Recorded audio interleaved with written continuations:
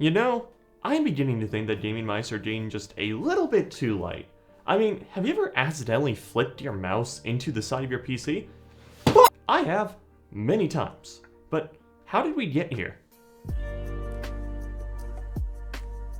Light gaming mice have been an industry trend for the last couple of years now, with every major brand like Logitech, Razer, SteelSeries, and even Corsair touting a lightweight offering. But getting to this point was kinda rough. Starting off with SteelSeries, a brand well regarded in the peripheral scene, especially in esports, their legendary Sensei line of mice left a massive footprint on the industry. For its time, the Sensei offered incredible glide performance, as well as industry-leading sensors, being one of the first mice to implement the legendary PixArt 3360 optical sensor. What's notable about the 3360 was its incredible tracking accuracy as well as no acceleration deviation, meaning that your mouse movements wouldn't randomly speed up, a bug that plagued the early days of optical sensors. SteelSeries even went so far as to work with PixArt to iterate upon the 3360, creating the much more marketing-friendly TrueMove 3 sensor. So the Sensei had a lot going for it, and was gaining a reputation as the best esports players in the world could be seen winning with the Sensei. Not only did it offer superior glide performance in terms of speed and smoothness, moving to an optical sensor instead of laser sensor also started to shed some weight. And then not a whole lot of movement was made in terms of cutting weight for a while in the industry. Brands would generally tout things like Teflon feet to boast about glide performance, or ridiculously high DPI or pulling rates. Logitech once offered a line of mice that had an adjustable weight cartridge, so you could add or remove weight based on your preference. That was pretty cool, I had one. And companies like Razer would fool around with offering a smaller mouse with a fully featured sensor in order to promote portability. But that often came with enough drawbacks that only real road warriors would adopt such an offering. Eventually, some Chinese brands began to experiment with a honeycombed or grilled design, or as I prefer to call it, the cheese grater design with what it does to your hand. As you can see, the back shell of the mouse, where you put your hand, wouldn't be solid.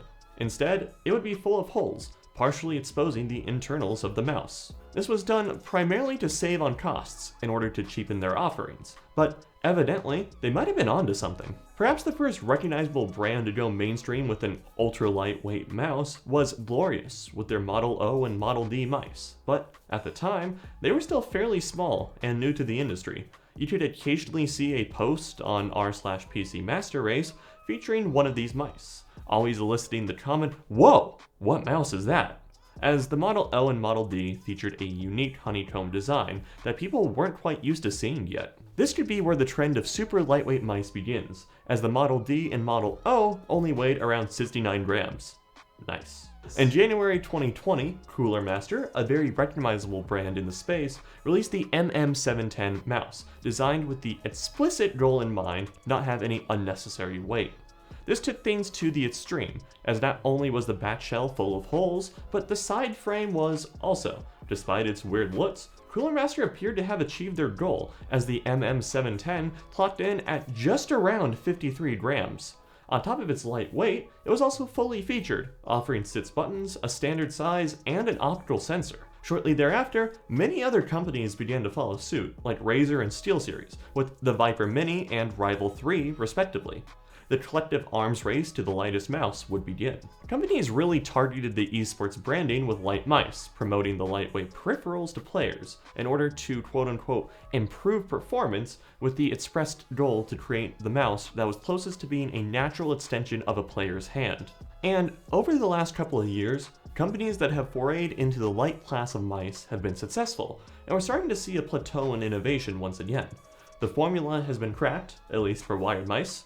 The most movement the last little while has been in the wireless space, as having the additional weight of a battery has proven to be another unique challenge for the design teams to overcome. One such example of a well-executed lightweight mouse is the Logitech G Pro X Superlight, which I have with me here. This has been my mouse of choice the past 9 months, primarily used for gaming. Despite its minimalistic, subtle look, after all, it doesn't really scream gamer.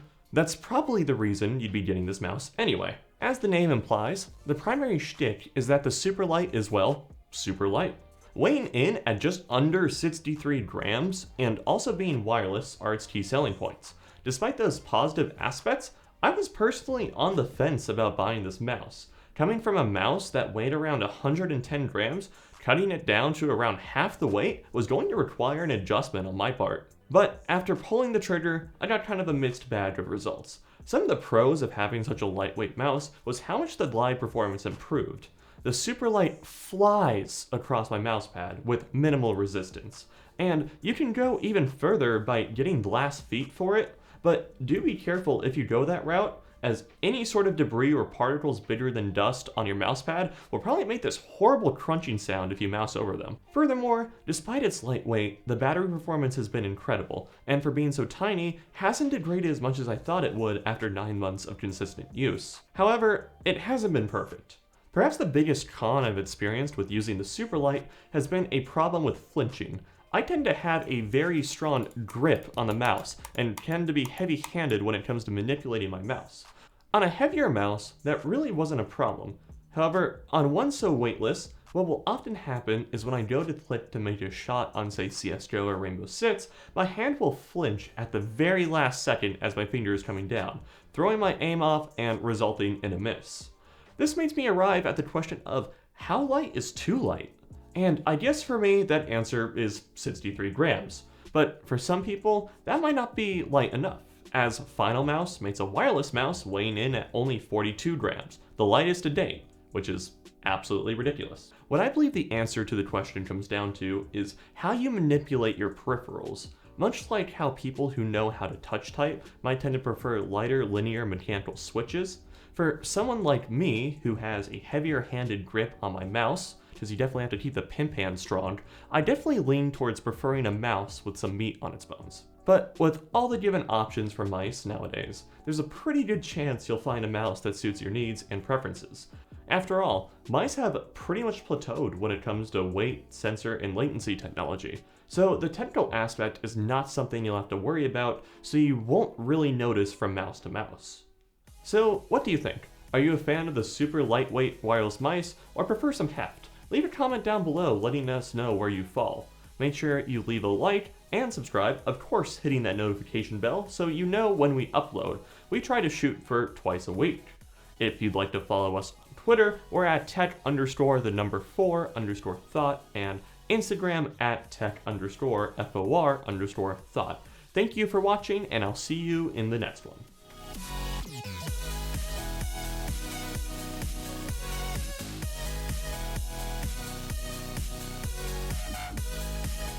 Also being wireless are its key selling points. Despite those positive— Shut the fuck up, birds.